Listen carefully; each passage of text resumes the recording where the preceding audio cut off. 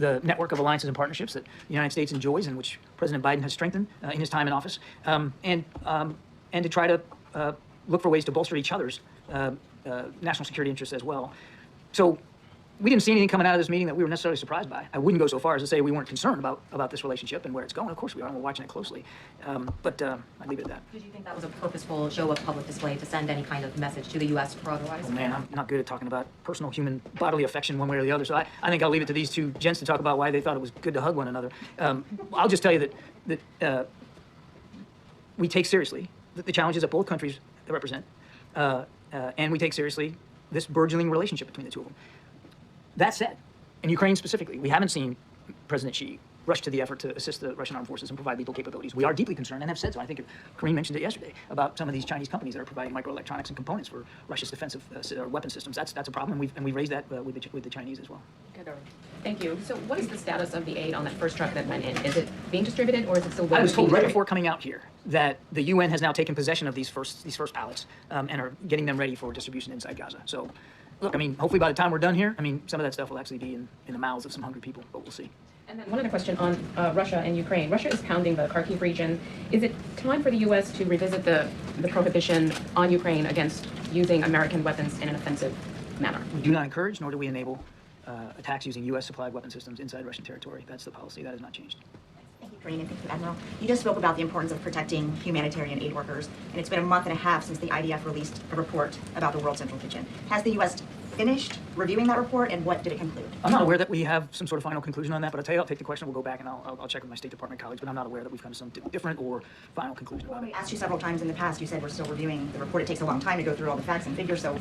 I just don't have an update for you. Okay, last night, Israel's defense minister said that the IDF would send more troops into Rafah. Do you have a response to that? I think we've addressed this one already.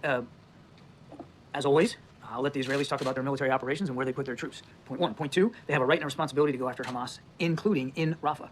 And as I just mentioned, Jake's going to raise this issue when he goes to Israel on Sunday. They have a right and responsibility to do that. How they do that matters. And that's part of the conversations that we also want to have, and Jake will have, about going after that terrorist capability in Rafah in a way that's targeted, precise, and quite frankly effective. We don't believe, still don't believe, that the way to do it is to smash into Rafah with a large body of armed forces on the ground in an indiscriminate and reckless manner. So I'm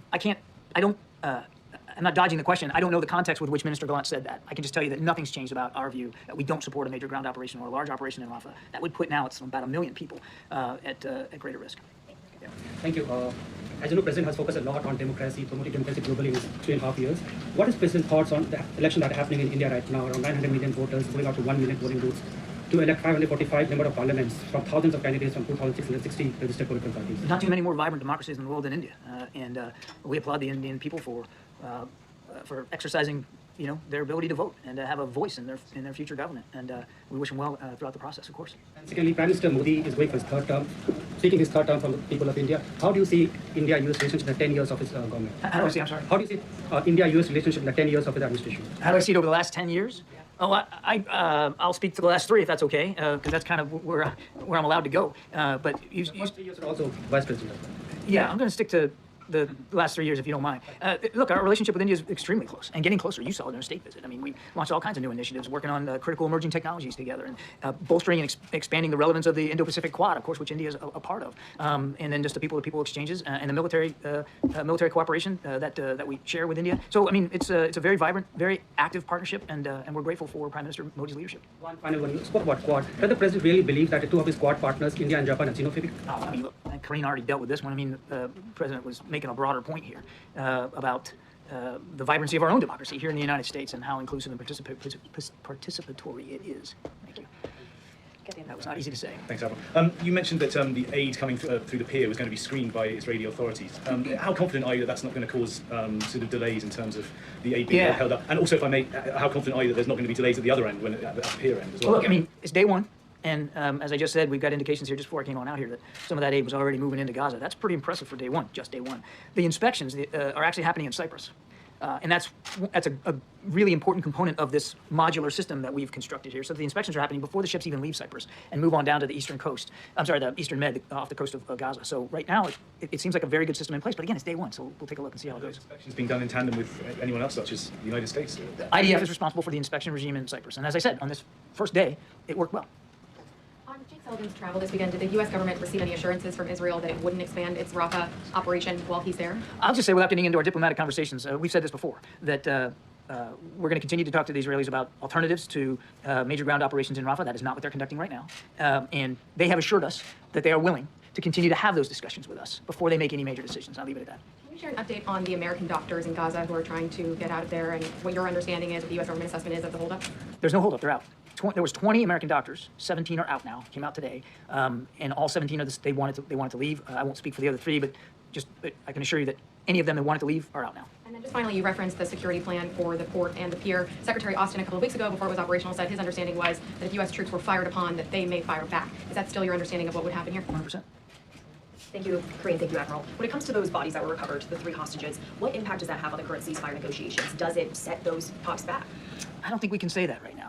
First of all, our focus, I'm sure our Israeli counterparts' focus too, is on the families who are getting this horrible news. As you know, the talks didn't go anywhere last week. Unfortunately, we just didn't get to a successful conclusion.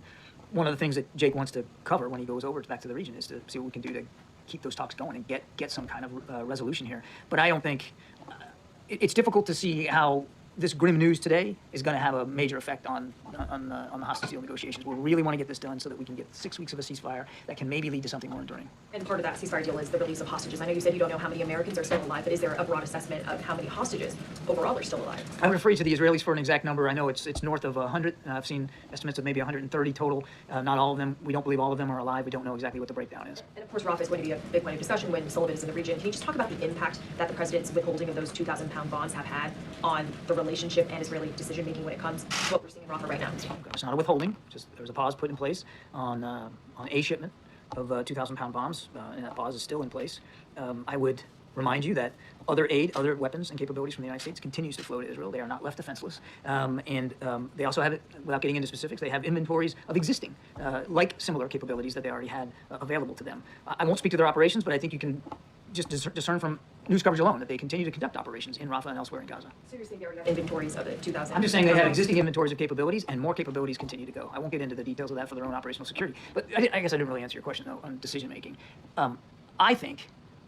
We know that they know what our concerns are with respect to Rafah and how they go into Rafah and what that looks like. And again, Jake's going to go over this weekend and he'll reiterate those same points.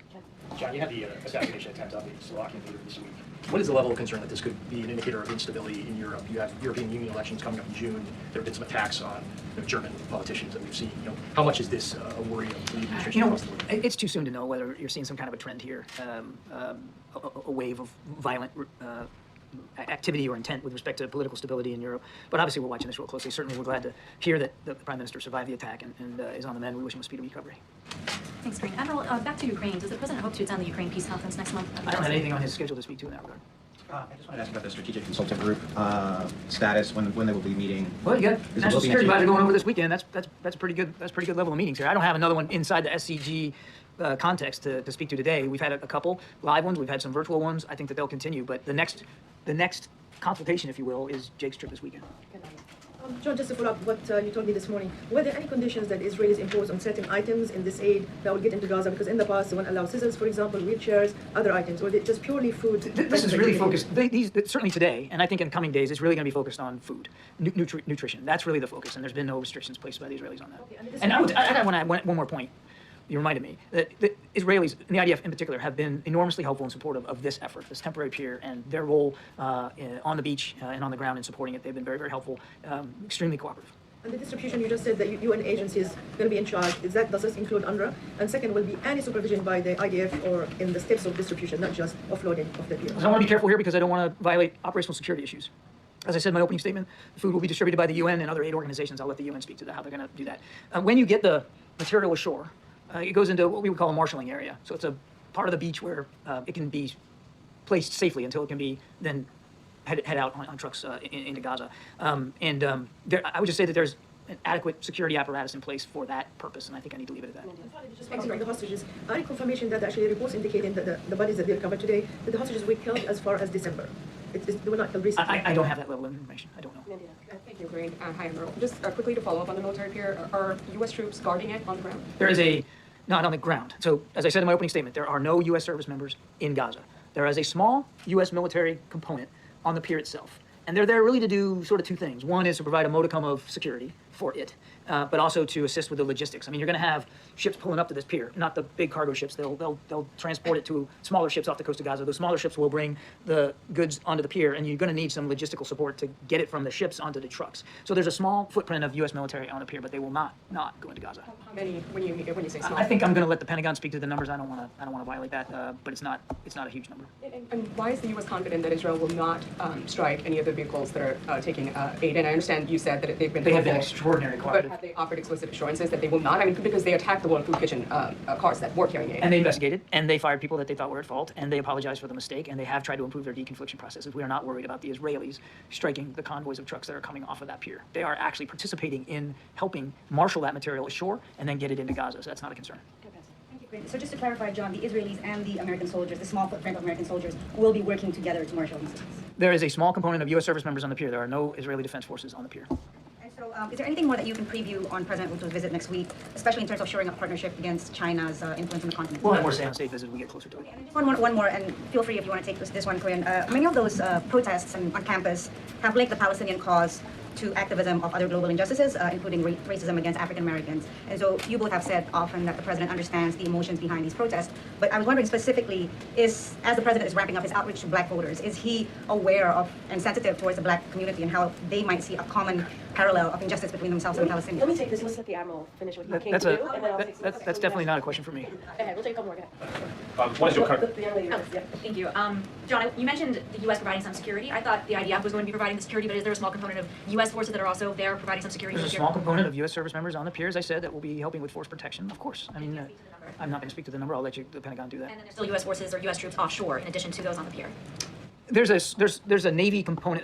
There's a Navy assistance in getting the material onto smaller vessels out further away from the pier, well off the coast, so that those smaller vessels then can transload the material onto the pier. I mean, you've seen the pictures of the piers. It's not practical to bring a big freighter cargo ship up against that thing. I mean, it's anchored to the seabed, but it's temporary. It's not, not concrete piles in there. So what we do is we take the stuff off the bigger ships, all well off the coast, put it on smaller U.S. Navy vessels. Those smaller U.S. Navy vessels will bring it into the pier and offload it so it can get onto trucks. And just overall, this area has been targeted before by a mortar attack. What is the administration trying to do to prevent and deter an attack from happening again, and what efforts are being done to protect those U.S. forces there? Part of my being up here today is a little bit of that, to make it clear what this is and what it's not. There's been some bogus stuff out there in the information environment, particularly in the region, that this has some sort of military capacity or operational capacity for the IDF, and it just doesn't. It's nothing more than humanitarian assistance. And we've also passed that message back through the appropriate channels to Hamas so that they understand exactly what this is. And look, showing pictures, you all can get online and see what it is. I mean, we're making no secret about what this thing is and what it's not. Thanks, Dwayne. Admiral, I know this is day one, maybe closer to hour one of this pier initiative, but even at full capacity, it'll only be a fraction of the amount of aid. Is the United States working on or negotiating, figuring out other methods of getting additional aid in via other avenues? Well, look, there's no better way to do it than the land crossings. There's just not. And before the war, there was 500 trucks going in a day over a course of different crossings, and we want to get back up to that level if we can. Now, that's a tall order, I get that, and we haven't been able to even get a sustainable 300-plus trucks in a day. But it's important that Rafah open immediately. Other crossings are open, but there's been challenges with getting some of that aid through those crossings, particularly protest activity on the Israeli side. And those delays, those problems have got to be solved. And I have no doubt that Mr. Sullivan will raise those issues as well when he's over there. But this is meant to be additive, this temporary pier. Additive, not an alternative. There's just no alternative, really, to getting trucks in on the ground. Okay, Brian, you have the last. Hey, Admiral. I have a question about the death toll in Gaza. Does President Biden have confidence in the casualty numbers coming out of Gaza? The president watches this very, very closely, and you've heard him talk about the more than 30,000 people that have been killed, and he said the majority are women and children. He's also said that's unacceptable. And as we've maintained time and time again, the right number of civilian casualties ought to be zero. But in terms of what specific number we're quoting or citing on any given day, I mean, we're doing the best we can working with the Israelis to ascertain the scope of the civilian suffering, but it's obviously immense. Has his confidence in the numbers coming out of Gaza increased since late October when he said he had no confidence in the numbers?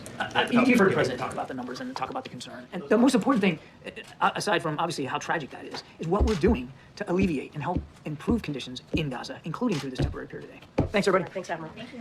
All right. Okay, apparently I don't have anything else. Great, thank you.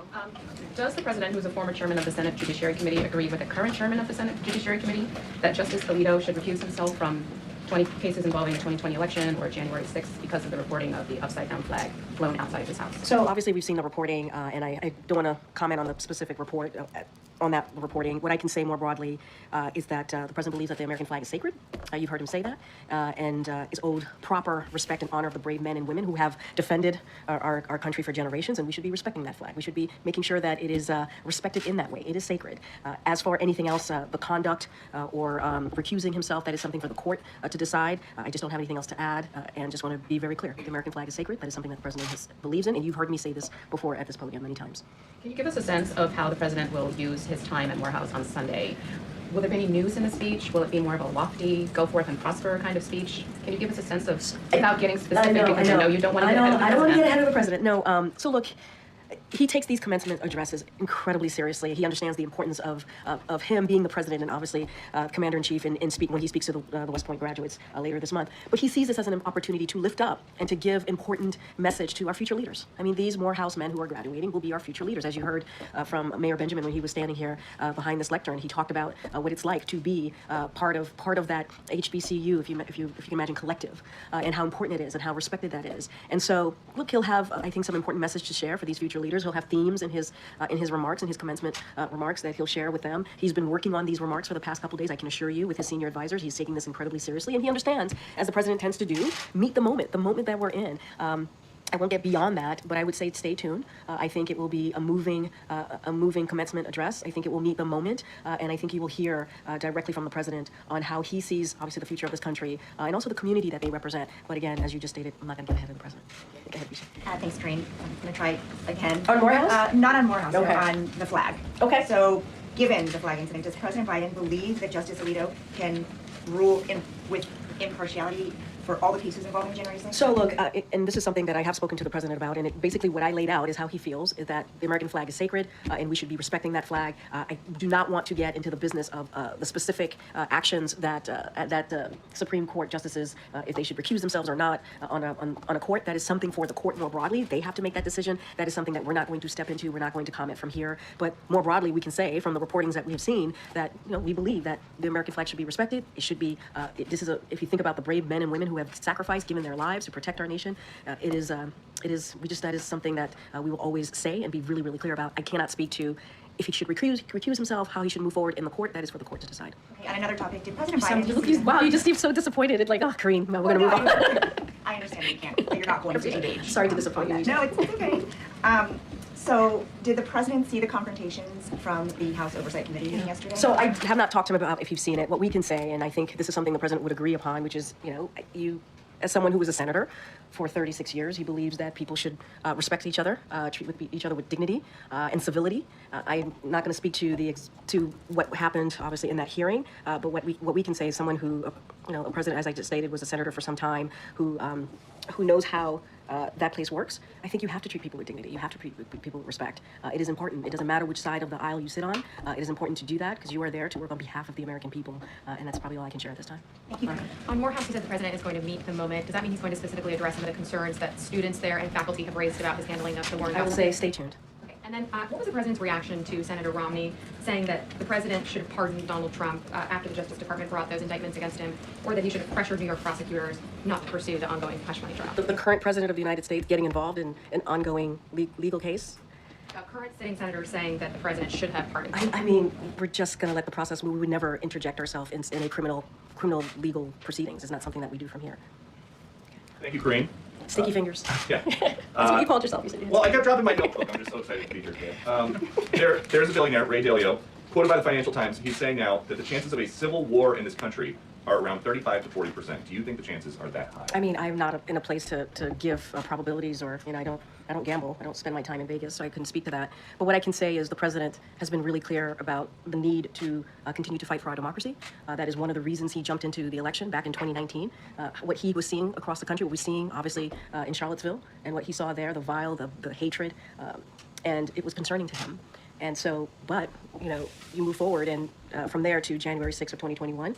That was a very scary time in our democracy. That was a stain on our democracy. What we saw happening at the Capitol, rioters of 2,000 rioters wanting to turn over a free, fair election. So obviously the president wants to continue to fight for that, continue to fight for our democracy, fight for our freedoms, and that's where we're going to continue to stand. I can't give probability. I don't even know who you're speaking of. Okay. And then I have some on the big story today. Okay. What does President Biden think about the world's #1 golfer, Scottie Scheffler, being cuffed and then hauled in for a mugshot for what appears to be a misunderstanding at a traffic stop? So I've seen the reports of Mr. Scheffler's arrest. I just want to say that our hearts go out to the individual that was killed. Unrelated. Well, no, let me finish. In the auto accident that preceded his arrest, obviously someone did die, someone was killed, preceded his arrest, that obviously he was not involved in. So I want to make sure that we share our condolences to that family and their loved ones. Anything else as specifics to his arrest, that would be something for local authorities to speak to. I think you guys have spent a good chunk of this week talking about how you don't want anybody to ever go to jail again for possessing marijuana. Do you think that somebody who was involved in what appears to be a misunderstanding of a traffic stop should be facing 10 years in prison? We've seen the reports. There's a process there. We have to let the legal authorities go to their process and how this all works. I can't comment from here, from the lectern, about something that's being looked into by local authorities. I got to be mindful about that. But let's not forget, someone lost their lives. Not obviously that preceded this, but there was an individual that was killed, and there's a family that's mourning a death of a loved one, and so we want to be sensitive to that as well. Can we still assume that the Kansas City Chiefs will be visiting the White House this year in celebration of their Super Bowl victory? So what I can say is all the team, per usual, when there's a championship team gets invited. I don't have anything to add on their attendance or how that looks, but the team is always invited. Everyone on the team is invited. I just don't have anything beyond that. So can you confirm, you said everyone on the team is obviously invited. Is the Chiefs kicker Harrison Butker welcome at this White House? What I can say, you would have to obviously. What I can say is we invite the entire team, and we do that always. I don't have anything beyond that. Given his recent comments, is he specifically welcome at this? We invite the team. We invite the team. It's an invitation that goes to the team, and so up to the team who comes and who doesn't come. That's the way it usually works. Thanks, Green. Just going to take another stab at this. Which one? Which stab? So is the president concerned that having a Supreme Court justice, someone okay. who is in such a high position of power, displaying a flag in his house in such a way that that could fuel more extremism and division in this country? I just have to be really mindful when we're talking about the highest court of the land. We're not going to step into who should recuse themselves or not. That is for the courts to decide. That court to decide. What is the sense here about the wife's role here? Whether it is a Supreme Court justice, whether it's a senator or a president, should she be able and entitled to have her own political opinions and views without having them tied to her husband or not? I don't have any comment on his wife. And then just lastly, the Moreau president said that he is prepared to stop the commencement on the spot if there are disruptive demonstrations. So is the president prepared that that could potentially happen in the middle of his speech? So I'm going to let the president of Morehouse obviously speak to whatever procedure, whatever process that Morehouse wants to